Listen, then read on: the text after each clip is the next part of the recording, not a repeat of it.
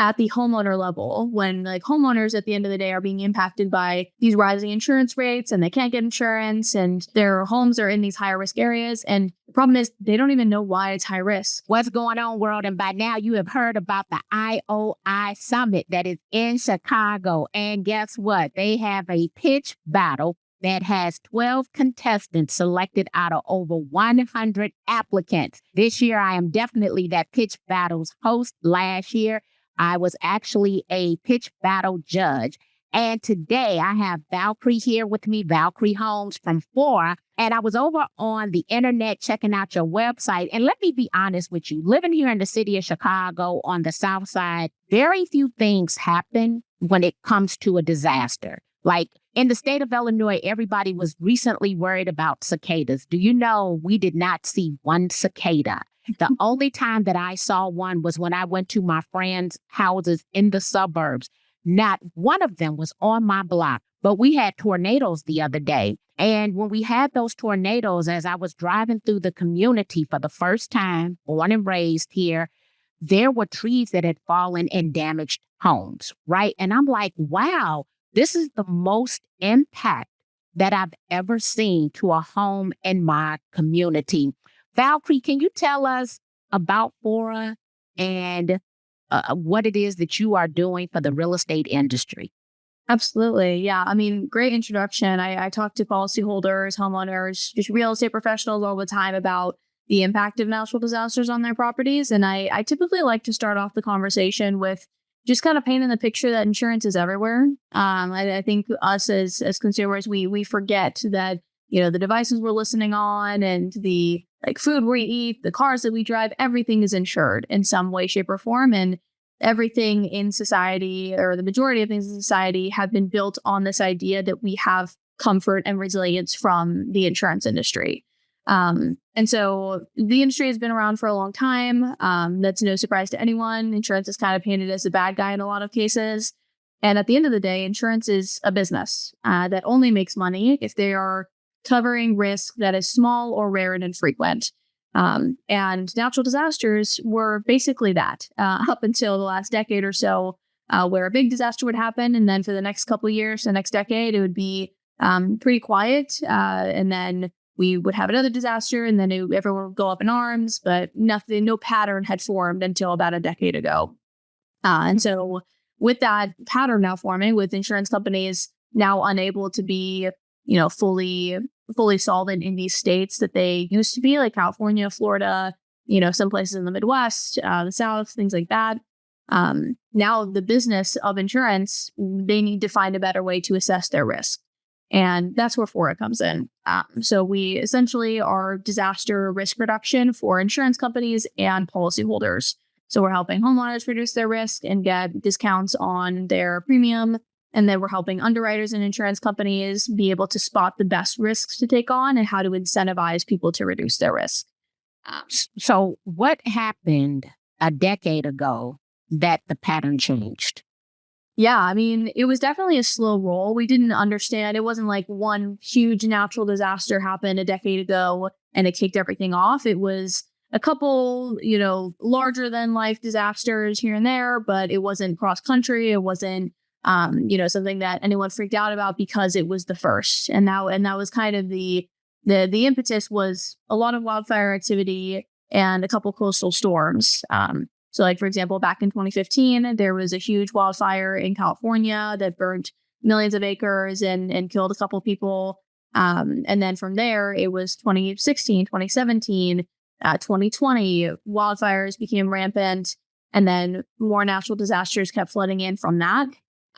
So I come from the wildfire background. That's what I know the most about. And I can definitely trace back like a lot of wildfire activity about a decade ago. And then everything kind of comes along with that. I believe flooding happens in 90% of natural disasters, whether it's a flood that starts it or not. So yeah, it's really just been a slow roll up until we could actually track that pattern of disasters. And I guess it's occurring so frequent now. There are TV shows on it because we have cable, right? We're seeing it on more and more networks, especially in regards to fires, getting some understanding about how they're started, activities that we shouldn't take. in creating them or aiding them to be able to spread. Has AI played a role in your ability to be able to predict? I think AI has played a role in us and in insurance companies and weather stations and basically every industry that touches natural disasters. Just not in kind of the typical ways that you would probably think. Traditional climate models, predictive analytics, that is all kind of it's looped into one bucket of AI. And as AI becomes increasingly more advanced, our models are going to get a little bit more advanced. The problem here is that it's the classic AI argument of garbage in, garbage out, right? So when we're looking at traditional climate models today, it's taking 20 years of outdated weather and temperature and humidity that doesn't really apply today and trying to make predictions with AI off of that. But in reality, we're using this data that doesn't correlate with what is actually happening today. So a big question that we always get asked is, on the historical data side, what differentiates Faura and how you measure resilience from the traditional climate models? And we're assuming that these properties are going to be hit by a natural disaster in the next 7 to 10 years, because we know these areas are high risk. We know that there's a very high likelihood that they will be at least in the vicinity of a disaster. So if that's the case, how likely has that property, how likely have those materials been able to withstand disasters from the past? That we can tell a lot better in terms of historical data, as opposed to weather that is consistently changing. Properties are a pretty stagnant field that we can rely on. So what I have noticed, even with the issues that we had here in the city of Chicago last week, when I'm watching the Weather Channel or the news on any station, the information is now more layered, right? At first, if we were to go back, I don't know, 10 to 20 years ago, we would know that a storm is coming, right? But now we're getting the likelihood of rain, the likelihood of wind, what side of the building you should be in, other than, just shelter in place. Now they're giving us like all of these different tips on sheltering in place, but they're telling us so much information with so many different graphics. It's sort of like going to school. I feel like I'm in class. I feel like I'm in science class. And I'm like, oh, this information is very robust. And the weather has changed considerably on every single channel with the vast amount of information that they're giving to consumers. What I find interesting is that you said you came from the fire background. How did you even end up, I wouldn't even know that that was a career opportunity, right? How did you find what it is that you're doing? How did you? Yes. Yeah. No, yeah, it's definitely a very niche interest for me. I originally started in kind of wildfire from just a simple hackathon back in high school. So it was us trying to understand, okay, this was a moonshot hackathon. So the theme was, what's a technology that doesn't exist now, but could exist in the next 3 to 5 years that solves a global issue? And so we were looking around, we were trying to figure out what to do our project on. And one of my teammates found an article or a thesis paper from these 2 graduate students that was talking about fighting fires with sound waves. And it wasn't wildfire yet. It was just fighting fires. They basically put together somewhat of a speaker system to extinguish a flame for their thesis project. And we started getting really interested in that. And then we started researching just, the global issue of wildfires. And initially I was kind of like, guys, wildfires, that's they have it under control. We have a whole department, a whole government agency that's dedicated to keeping forests alive and fighting wildfire. I don't know, this isn't going to be a big thing. And then as you slowly look into it, you're like, oh, these forests are overrun with dead vegetation that isn't burnt away because wildfires haven't been happening the last 100 years. And so now when a wildfire does start, there's all of this dead vegetation that should have been burnt away by these little fires that we've put out for the last 100 years because we got scared. So now it's, okay, not only are wildfires going to be more frequent because the temperature is rising because of climate change, but now there's more fuel for them to spread, so they're bigger. And that means that the seasons are longer and everything is drier. So mega fires became a thing over the last decade or so. And a lot of that is because we did not understand the ecology of these forests and really understand, these are the things that are going to, bite us in the butt later. And so that really got me interested in just the general wildfire space, just understanding the history and like understanding suppression and prevention and all these different elements. And eventually that led me into the broad kind of like natural disaster risk space. But yeah, Simple Hackathon kind of led into creating a company down the line. So I'm going to say this. So I contribute inside of the Realtor organization. We have what is called Realtor Relief, right? And of course, there's a big focus, I would say right now, on still flooding and of course, fires. Yeah. And even though we contribute, the amount of education that you just provided, right? Like I didn't know why we were having. And let me be honest, I assumed it was because of global warming.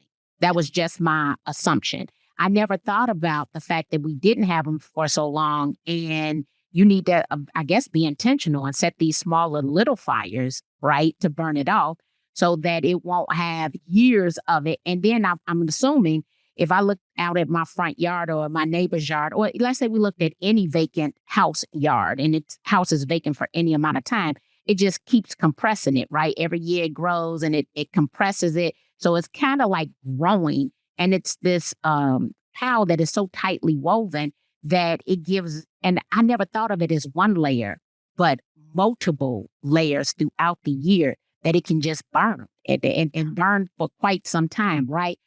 Oh my. Yeah, absolutely. And I mean, you were talking about like, oh, was there one disaster that kind of kickstarted the decade of pattern? For wildfire, it kind of was that. Back in 1910, there was a big fire that they called the Great Fire that killed a couple hundred people and burned acres in like Colorado, Wyoming, Montana, that area. And it was the first major wildfire that we had encountered as a civilization because now we were moving west and there were more people that were populated. So it just impacted way more than what we had really anticipated. And so the government fully funded the firefighting agencies and the Forest Service. Their motto was no fires by 10 a.m. So it was, let's put out every fire in sight. That was the motto. And they did that and they were super successful. But at the end of the day, forests are meant to have small wildfires year over year because it burns away that dead fuel. And then that ash, goes to the surface and provides more, what's called like just more fuel, more growth for the other trees in the ecosystem. And so it's like this cycle, this like circle of life kind of thing that we disrupted fully. Now there's like all these dead vegetation that we're paying the price for now. So I understand having the insurance. My question is, when we start thinking about these different things that can occur to life and to real property, are there any preventive measures that we can take? Like one, setting these small intentional fires, which isn't something necessarily that the homeowner would do, right? But the fire department, or maybe there's a special agency that intentionally sets these fires, right? Never thought about that. But is there any preventive things that we can do when it comes to natural disasters? Yeah. I mean, and absolutely, yes, there is. And so when we think about wildfire in general, there's big things that agencies and community organizations can do that are that range from just clearing debris off of a road so that someone doesn't accidentally start a fire, or creating what's called a fuel break, which basically, if a wildfire is coming near a community, it stops in its tracks because they have a preventative measure there, almost like a barrier to the fire.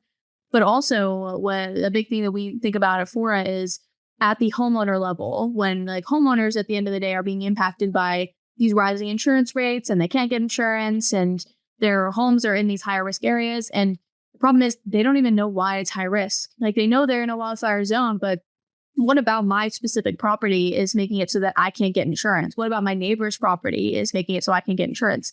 So there's things like removing debris and replacing your gutters, because if you have vegetation in your gutters, it's going to make it really easy for an ember to lie on that and get into your roof and burn your entire roof. It's things like putting a grate over your chimney or over ventilation, because then an ember can fly into your home from those, places and burn your house from the inside out. It's things like just pruning your trees back to make sure there's no overhanging branches over your trees, because if an ember lies on the tree and it falls onto your roof, then there's more of a chance that your property is going to burn. So it ranges from all different things, from things that are free that maybe just take an hour on a Sunday afternoon, from that to replacing your entire roof. We're not necessarily asking people to do the most expensive, most time consuming and life interrupting tasks. But these smaller tasks that really add up are a lot of the cases, a lot of the time, what insurance companies are looking for to be able to qualify a property for that premium. So it really ranges. And we basically have hundreds of variables that we're looking at on a property now, but it really is just making sure that your property is less flammable. So for homeowners and real estate professionals on the Faura website, do you have any special checklist that I could go down and look and download? Because now I'm thinking, okay, I don't think, now I'm in the city, but I'm thinking, I don't think we've probably cleaned our gutters. I'm pretty sure we haven't, right? I definitely have had, my them come out and vacuum down all of my vents and things of that nature. But I'm pretty sure the freaking gutters, right, have not been cleaned. And I'm thinking, okay, Marky, that would definitely be something to do, and to even put something over the chimney that most people would never think about, or to clear their own vegetation from around their house, especially when they have acres upon acres. And what's kind of strange to me, I never thought about this before, but I travel and I teach realtors all across the country.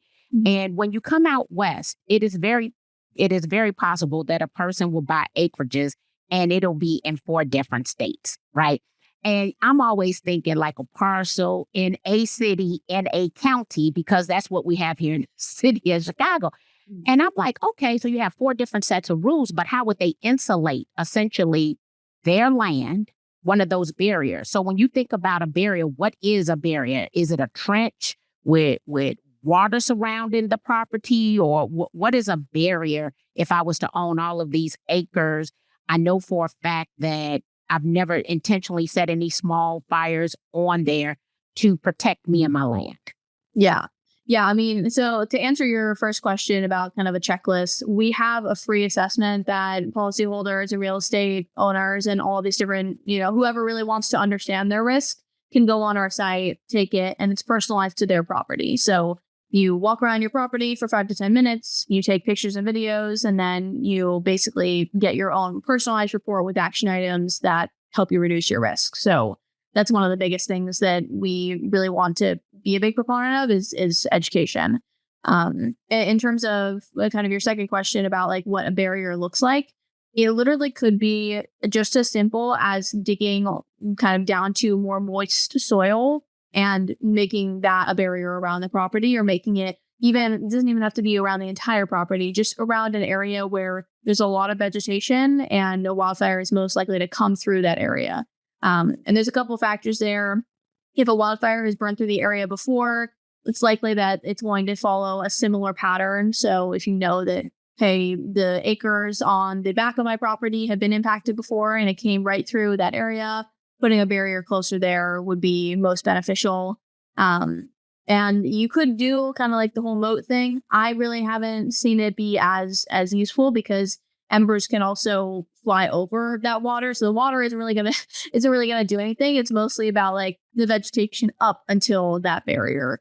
So yeah, it's not incredibly like it's definitely a task for sure to create that barrier, but it really, in a lot of cases, if you're doing what's called defensible space work, basically like clearing vegetation and making sure your trees are pruned a certain height above and just maintaining the grasses on your property, there's a good chance that you won't even need that fuel break. Because fuel breaks are mostly used for like large communities where it's hard to get on every single homeowner to do everything they need to mitigate their risk, or the entire community would just generally benefit from it. But with large acres of land, it's not necessarily something you have to do. Now say that word again. Was that defensible space work? Yeah, defensible space. Yeah. Oh, I've never in my entire life heard that word. Okay, so now I need defensible space. What by definition, I understood what we need to do, but by definition, what is defensible space? I'm thinking football instantly. Yeah, no, defense. not the sports related at all, but it's basically any area that's been mitigated from wildfire risk. So like if you've cut the grasses on your property and you've removed the debris from your gutters and all these different things, you've created a little bit of defensible space. And typically it's sectioned off into zones. So you have like that 0 to 5 foot zone of the home. So you can create a defensible space zone around the property, which is basically, yeah, is there anything flammable here? If it is there anything spaced properly?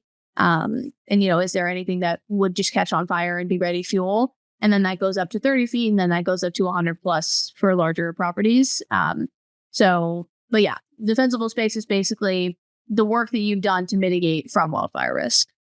So if people wanted to get your checklist, because I want us to spell the website, where would they go to get it? Yeah, they would go to faura.us. That's Faura.us. And you just take the free assessment. There's buttons all over the place where it just directs you to our assessment page. And that's not just for wildfire. We focused on wildfire initially, but now we have hurricane, flood, hail, quake. We have the majority of natural disasters that are currently affecting the country, and you can take personalized assessments for all of them for your property. So at the IOI Summit, is there anything new that you're launching? Yeah, I mean, we essentially started off with almost like a digital inspection tool where it's, we're having people walk around their property. We're having people supply the evidence that we need to then analyze and give them a resilience score. But something interesting that we've been working on for a while and now are almost ready to release is something called a quick assessment. And it's essentially you put in your address and we give you, sourced from third-party data, everything you need to know about your risk without you having to go through your entire property. So it's something that speeds up the time to bind for underwriters and insurance companies. For real estate professionals, it's almost like an insurability score for a property. So it's, okay, you're selling this property, you're working with a broker, you're working with an insurance agent to get insurance for this policy. Maybe there's a relationship there. But at the end of the day, if you can't get insurance, it's going to make it a lot harder to close this property, right? So you're not closing. Let me be clear. Unless you buy cash, you're not closing. Yeah. No, exactly. Yeah. You're not closing. Yeah. So it's for that as well. Now, here's what I'm thinking. Right now, due to the NAR settlement agreement, we as real estate professionals have to demonstrate our value. What is going to be our unique selling proposition? And especially if I think that a person understands that they tend to deal, I'm going to give an example, with engineers who definitely are very technical, want to understand their risk, that this would be a value add, not only as a listing agent, because it's going to tell you any risk that will occur for the potential future buyer, right? Especially if the cost is going to be substantially higher. So if I know that my risk I'm in a flood zone, right? And my buyer is going to have to get flood insurance, but the houses across the street aren't in a flood zone. The cost to buy my house could, let's say, be $2,400 more per year. That means then I have to think about the $200 difference per month as a cost to the future buyer. And I might need to reduce the asking price or negotiate the asking price of my home to reduce their cost. So their costs are going to be the same. And I noticed this actually when we went through the foreclosure crisis. We had new subdivisions and their property taxes were high. Like when they moved in, they were $4,800, but then next year they were $16,000. Well, what those people are thinking is, hey, my taxes have increased 3 times. The $550 I bought my house for, I can't sell my house for because people are looking at the additional amount they have to pay for taxes. How do we make this equal? So even though most agents would not think about this tool in this manner, it is definitely a tool that can help them with pricing. And then any buyer would understand their other risk and potential future costs so that they won't end up in default. And we're having tax issues in the county that I live in, especially in our south suburbs. So on the news, along with the weather the last couple of nights, they've been talking about what they cannot afford. And there's a south suburb one lady got on, she's lived there 49 years, and the fact that they're on a fixed budget now. So this group will either end up in foreclosure or be forced to sell to offset that cost.